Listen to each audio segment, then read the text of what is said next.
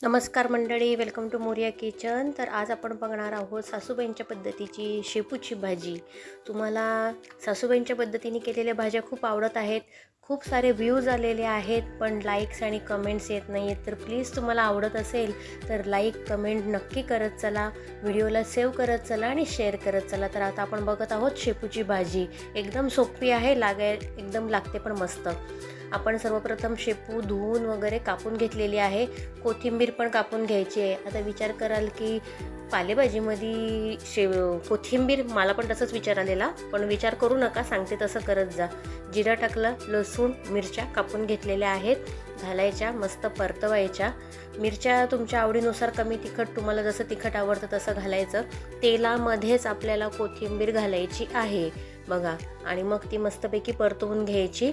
चांगली परतून घेतल्यानंतर त्याच्यामध्ये आपण घालणार आहोत आपण कापून घेतलेली शेपूसुद्धा चांगली शिजवून घ्यायची आहे आपल्याला तेलामध्येच।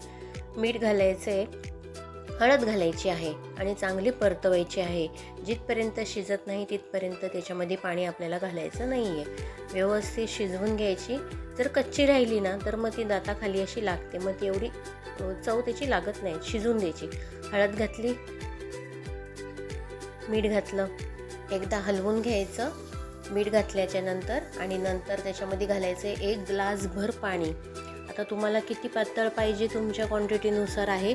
मी 1 ग्लासापेक्षा म्हणजे 1.5 ग्लास नंतर अर्धा ग्लास अजून टाकलेला आहे, कारण उकळल्यानंतर पाणी थोडंसं आटलं जातं। मस्त उकळी येऊन द्यायची आहे, आणि उकळी आल्यानंतर ती भाजी आपल्याला उतरवायची आहे बघा। एकदम मस्त अशी खळखळून उकळी यायला पाहिजे।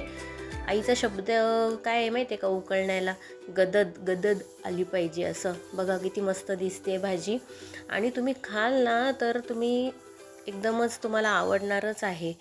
काढून घेतलेला आहे आपण। आता बघा पातळ पातळ दिसते, पण तो शेपूचं पाणी आणि भाकर, त्याच्यावरती लिंबू आणि कांदा, बस मुलं पण आवडीने खातील। माझ्या मुलांनी पण आवडीने खाल्लेली आहे। व्हिडिओ आवडला असेल तर सेव्ह करा, शेअर करा, कमेंट करायला विसरू नका, आणि कनेक्ट रहा, अजून रेसिपी आज येणार आहेत।